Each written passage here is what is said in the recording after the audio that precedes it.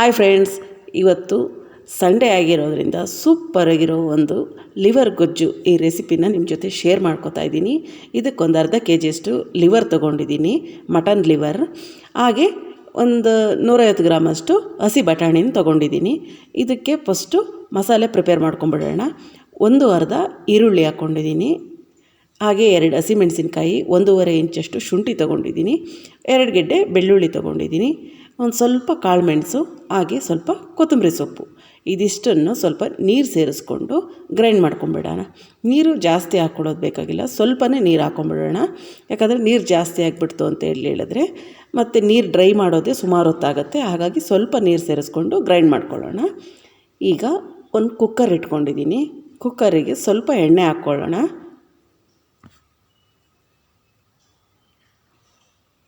ಎಣ್ಣೆ ಕಾದ ನಂತರ ಒಂದು ಅರ್ಧ ಈರುಳ್ಳಿ ತೊಗೊಂಡಿದ್ದೀನಿ. ನಾನು 2 ಈರುಳ್ಳಿ ತೊಗೊಂಡಿದ್ದೆ. ಒಂದು ಅರ್ಧ ಈರುಳ್ಳಿ ಮಸಾಲೆ ರುಬ್ಲಿಕ್ಕೆ ಹಾಕ್ಕೊಂಡೆ. ಅರ್ಧ ಈರುಳ್ಳಿನ ಈಗ ಒಗ್ಗರಣೆಗೆ ಸೇರಿಸ್ಕೊತಾ ಇದ್ದೀನಿ. ಇದು ಸ್ವಲ್ಪ ಕೆಂಪಾದ ನಂತರ ಇದಕ್ಕೆ ಟೊಮೆಟೊ ಸೇರಿಸ್ಕೊಳ್ಳೋಣ. 1 ಟೊಮೆಟೊ ಹಾಕ್ಕೊಂಡಿದ್ದೀನಿ. ಟೊಮೆಟೊ ಇಷ್ಟ ಆಗೋರು ಹಾಕ್ಕೊಳ್ಳಿ, ಇಲ್ಲ ಟೊಮೆಟೊ ಹಾಕ್ಕೊಂಡ್ಲಿಲ್ಲ ಅಂದ್ರೆ ಹಾಗೆ ಕೂಡ ಮಾಡ್ಕೊಬೋದು. ಟೊಮೆಟೊ ಹಾಕಲೇಬೇಕು ಅನ್ನೋದೇನಿಲ್ಲ ಈ ಗೊಜ್ಜಿಗೆ.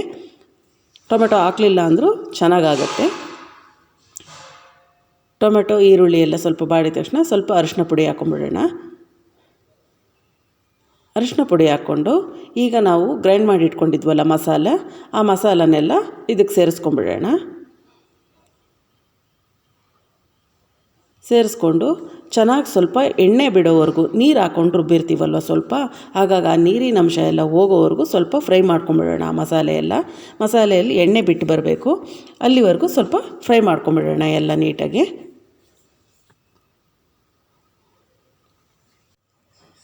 ಎಲ್ಲ ಚೆನ್ನಾಗಿ ಸ್ವಲ್ಪ ಒಂದು 2 ನಿಮಿಷಕ್ಕೊಂದು ಸರಿ ಈ ರೀತಿ ಫ್ರೈ ಮಾಡ್ತಾಯಿದ್ರೆ ತಳ ಹತ್ತೋದು ಇಲ್ಲ, ಅದು ಚೆನ್ನಾಗಿ ಎಣ್ಣೆ ಎಲ್ಲ ಬಿಟ್ಟು ಬರುತ್ತೆ. ನೋಡ್ತಾ ಇರ್ಬೋದು, ಸ್ವಲ್ಪನೇ ನೀರೆಲ್ಲ ಡ್ರೈ ಆಗಿ ಈ ರೀತಿ ಆಗಿದೆ. ತುಂಬಾ ಚೆನ್ನಾಗಾಗುತ್ತೆ. ಆಮೇಲೆ ಈಸಿಯಾಗಿ ಕೂಡ ಮಾಡ್ಕೊಬೋದು ಈ ಗೊಜ್ಜನ್ನು. ನೀವು ಬೇಗನೆ ಆಗೋಗ್ಬಿಡುತ್ತೆ. ಯಾರಾದರೂ ನೆಂಟರು ಬಂದಿದ್ದಾರೆ ಅಂತೇಳಿ ಹೇಳಿದ್ರೆ ಅರ್ಜೆಂಟಾಗಿ ಒಂದು ಅರ್ಧ ಗಂಟೆಯಲ್ಲಿ ಆರಾಮ್ಸೆ ಈ ಗೊಜ್ಜು ಮಾಡಿ ಚಪಾತಿ ಮಾಡಿಕೊಟ್ಬಿಡ್ಬೋದು. ಅಷ್ಟು ಈಸಿಯಾಗಿ ಆಗೋಗ್ಬಿಡುತ್ತೆ. ನೋಡ್ತಾ ಇರ್ಬೋದು, ಈಗ ಎಣ್ಣೆ ಎಲ್ಲ ಬಿಟ್ಟಿದ್ದೆ. ಈ ರೀತಿ ಆಗಬೇಕು. ಎಲ್ಲ ಫುಲ್ ಫ್ರೈ ಆದರೆ ನಮಗೆ ಅದರ ಹಸಿ ವಾಸನೆ ಇಲ್ಲ ಅಂದರೆ ಗೊಜ್ಜು ತುಂಬಾ ಚೆನ್ನಾಗಾಗುತ್ತೆ. ಈಗ ನಾನು ಲಿವರ್ ಎಲ್ಲ ಸೇರಿಸ್ಕೊತಾ ಇದ್ದೀನಿ.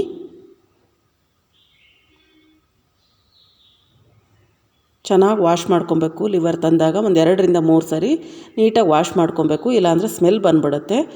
ನೀಟಾಗಿ ವಾಶ್ ಮಾಡ್ಕೊಂಡು ಇಟ್ಕೊಂಡ್ರೆ ನಿಮಗೆ ಸ್ಮೆಲ್ ಏನೂ ಇರೋದಿಲ್ಲ. ಈಗ ಬಟಾಣಿನೂ ಹಾಕ್ಕೋತಾ ಇದ್ದೀನಿ. ನಾನು ಹಸಿ ಬಟಾಣಿನೇ ಹಾಕ್ಕೊಂಡಿದ್ದೀನಿ. ನೀವು ಕಡಲೆಕಾಳು ಹಾಕ್ಕೊಬೋದು. ಕಡಲೆಕಾಳು ಹಾಕ್ಕೊಂಡ್ರೆ ತುಂಬ ಚೆನ್ನಾಗಾಗುತ್ತೆ. ಕಡಲೆಕಾಳನ್ನು ಹಾಕ್ಕೊಳ್ಳೋರು ಕಡಲೆಕಾಳನ್ನು ನೆನೆಸಿಟ್ಕೊಂಡು ನೆಂದಿರೋ ಕಡಲೆಕಾಳನ್ನು ಹಾಕ್ಕೋಬೇಕಾಗತ್ತೆ. ಹಸಿ ಬಟಾಣಿ ಆಗಿರೋದ್ರಿಂದ ಸ್ವಲ್ಪ ಸ್ವೀಟ್ ಇರುತ್ತಲ್ವ ಬಟಾಣಿ, ಹಾಗಾಗಿ ಸ್ವಲ್ಪ ಖಾರನ ಜಾಸ್ತಿ ಹಾಕ್ಕೋಬೇಕಾಗತ್ತೆ. ಸ್ವಲ್ಪ ಮುಂದಾಗಿ ಹಾಕ್ಕೋಬೇಕಾಗತ್ತೆ ಖಾರ, ಇಲ್ಲಾಂದರೆ ಸ್ವೀಟ್ ಆಗಿರುತ್ತೆ ಗೊಜ್ಜು, ಒಂದು ಸ್ವಲ್ಪ ಸಿಹಿ ಅಂತ ಅನಿಸುತ್ತೆ. ಹಾಗಾಗಿ ಸ್ವಲ್ಪ ಖಾರದ ಪುಡಿ ಜಾಸ್ತಿ ಹಾಕ್ಕೊಬೇಕಾಗತ್ತೆ ನೀವು. ಎಲ್ಲ ಒಂದು ಮಿಕ್ಸ್ ಮಾಡಿಕೊಂಡು ಈ ರೀತಿ, ಇದರಲ್ಲಿ ಜಾಸ್ತಿ ನೀರೇನು ಬಿಟ್ಕೊಳ್ಳೋದಿಲ್ಲ, ನೀರಿನ ಅಂಶ ಏನು ಇರೋದಿಲ್ವಲ್ಲ ಹೆಚ್ಚಿಗೆ, ಹಾಗಾಗಿ ಮಟನ್ ಥರ ನೀರೆಲ್ಲ ಬಿಟ್ಕೊಳ್ಳೋದಿಲ್ಲ. ಈ ರೀತಿ ಎಲ್ಲ ಮಿಕ್ಸ್ ಮಾಡಿಕೊಂಡು ಈಗ ರುಚಿಗೆ ತಕ್ಕನಾಗಿ ಉಪ್ಪು ಸೇರಿಸ್ಕೊಂಬಿಡೋಣ. ಉಪ್ಪನ್ನು ಸೇರಿಸ್ಕೊಂಡಿದ ನಂತರ ಚೆನ್ನಾಗಿ ಒಂದು 2 ನಿಮಿಷ ಈ ರೀತಿ ಮಿಕ್ಸ್ ಮಾಡ್ಕೊಂಬಿಡೋಣ. ಲಿವರು ಬೇಗ ಬೆಂದೋಗುತ್ತೆ. ಇದೇನು ಕುಕ್ಕರಲ್ಲೇ ಮಾಡ್ಕೋಬೇಕಂತ ಏನಿಲ್ಲ, ನೀವು ಓಪನ್ ಪ್ಯಾನಲ್ಲೂ ಕೂಡ ಮಾಡ್ಕೊಬೋದು. ಕುಕ್ಕರಲ್ಲಿ ಯಾಕೆ ಮಾಡ್ಕೊಳ್ಳೋದು ಅಂತ ಹೇಳಿದರೆ ಬೇಗನೆ ಆಗೋಗ್ಬಿಡುತ್ತೆ, ವಿಸಲ್ ಆಗುತ್ತೆ, ಸ್ವಲ್ಪ ಗ್ಯಾಸ್ ಸೇವ್ ಆಗುತ್ತೆ ಅಂತ ನಾನು ಕುಕ್ಕರಲ್ಲೇ ಮಾಡ್ಕೊತಿದ್ದೀನಿ. ಈಗ ನಾನು ಮಟನ್ ಸಾಂಬಾರು ಪುಡಿನ ಹಾಕ್ಕೋತಾ ಇದ್ದೀನಿ. ಇದಿಲ್ಲ ಅಂತೇಳಿ ಹೇಳಿದವರು ಮಟನ್ ಸಾಂಬಾರು ಪುಡಿ ನಾನು ಹೇಳ್ತಾನೆ ಇರ್ತೀನಿ, ಅಚ್ಕಾರದ ಪುಡಿ, ಧನಿಯಾ ಪುಡಿ, ಹಾಗೆ ಸ್ವಲ್ಪ ಗರಂ ಮಸಾಲ ಸೇರಿಸ್ಕೊಳ್ಳಿ ಅಂತೇಳಿ. ಅಕಸ್ಮಾತ್ ಗರಂ ಮಸಾಲನೂ ಇಲ್ಲ ಮನೆಯಲ್ಲಿ, ಬರೀ ಅಚ್ಕಾರದ ಪುಡಿ, ಧನಿಯಾ ಪುಡಿ 2 ಇದೆ ಅಂತ ಹೇಳಿದ್ರೆ ನೀವು ಮಸಾಲೆ ರುಬ್ತಿರಲ್ವ ಈರುಳ್ಳಿ, ಆವಾಗಲೇ ಒಂದು ಪೀಸ್ ಚಕ್ಕೆ, ಲವಂಗ ಎಲ್ಲ ಹಾಕ್ಕೊಂಬಿಡಿ. ಆವಾಗ ನಿಮಗೆ ಗರಂ ಮಸಾಲ ಬೇಕು ಅಂತ ಅನಿಸೋದಿಲ್ಲ. ಅಚ್ಕಾರದ ಪುಡಿ, ಧನಿಯಾ ಪುಡಿ ಇವೆರಡೇ ಹಾಕ್ಕೊಂಡು ಕೂಡ ಮಾಡ್ಕೊಬೋದು. ಗ್ರೈಂಡ್ ಮಾಡ್ಬೇಕಾದ್ರೆ ಆ ಸ್ಪೈಸಸ್ಸನ್ನೆಲ್ಲ ಹಾಕ್ಕೊಂಡ್ಬಿಟ್ರೆ ಆಯಿತು.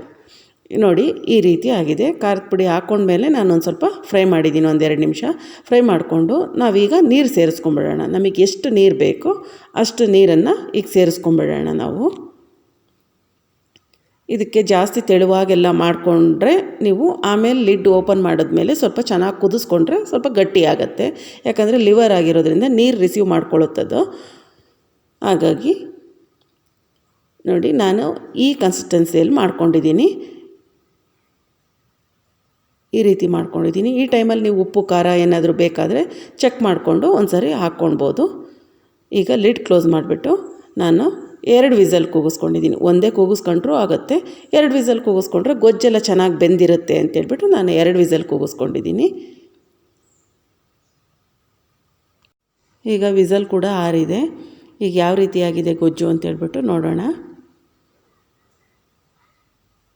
ನೋಡಿ ಈ ರೀತಿ ಆಗಿದೆ, ಕರೆಕ್ಟಾಗಿ ಬಂದಿದೆ ಕನ್ಸಿಸ್ಟೆನ್ಸಿ. ಅಕಸ್ಮಾತ್ ನಿಮಗೆ ತೆಳುವಾಗಿತ್ತು ಅಂತೇಳಿ ಹೇಳಿದ್ರೆ, ನೀರು ಒಂದು ಸ್ವಲ್ಪ ಜಾಸ್ತಿ ಆಗಿಬಿಡ್ತು ಅಂತೇಳಿ ಹೇಳಿದ್ರೆ, ನೀವು ಲಿಡ್ ಓಪನ್ ಮಾಡಿಬಿಟ್ಟು ಆಮೇಲೆ ಒಂದು 5 ನಿಮಿಷ ಕುದಿಸ್ಕೊಂಡ್ರೆ ಚೆನ್ನಾಗಿ ಗೊಜ್ಜು ಗಟ್ಟಿಯಾಗಿ ಇದೇ ರೀತಿಯೇ ಆಗುತ್ತೆ. ತೆಳುವಾಯಿತು ಅಂತೇಳಿ ನೀವೇನು ಚಿಂತೆ ಮಾಡೋದು ಬೇಡ. ತೆಳುವಾಗಿದ್ದರೆ ಕುದಿಸ್ಕೊಂಡ್ರೆ ಆಯಿತು ಅಷ್ಟೇ, ಗಟ್ಟಿಯಾಗುತ್ತೆ. ಉಪ್ಪು ಖಾರ ಎಲ್ಲ ನೋಡಿಬಿಟ್ಟು ಕಡಿಮೆ ಇತ್ತು ಅಂತ ಹೇಳಿದ್ರೆ ಸ್ವಲ್ಪ ಖಾರದ ಪುಡಿ ಉಪ್ಪು ಏನಾದರೂ ಸೇರಿಸ್ಕೊಂಡು ಒಂದು ಸ್ವಲ್ಪ ಕುದಿಸ್ಕೊಂಡ್ರೆ ನಮಗೆ ಲಿವರ್ ಗೊಜ್ಜು ಸೂಪರಾಗಿ ರೆಡಿಯಾಗುತ್ತೆ. ನಾನು ಇದ್ರ ಜೊತೆ ಚಪಾತಿ ಮಾಡ್ಕೊಂಡಿದ್ದೀನಿ. ಚಪಾತಿ, ದೋಸೆ, ಪೂರಿ ಹಾಗೆ ಅಕ್ಕಿ ರೊಟ್ಟಿಗಂತೂ ಸೂಪರಾಗಿರುತ್ತೆ. ಈ ಲಿವರ್ ಗೊಜ್ಜು ರೆಸಿಪಿ ನಿಮಗೆ ಇಷ್ಟ ಆಯಿತು ಅಂತ ಅಂದ್ಕೋತೀನಿ. ಭಾನುವಾರದ ಬಾಡೂಟಕ್ಕೆ ಸೂಪರಾಗಿರೋ ಲಿವರ್ ಗೊಜ್ಜು. ಈ ರೆಸಿಪಿ ನಿಮಗಿಷ್ಟ ಆಯಿತು ಅಂತ ಅಂದ್ಕೊಂಡಿದ್ದೀನಿ.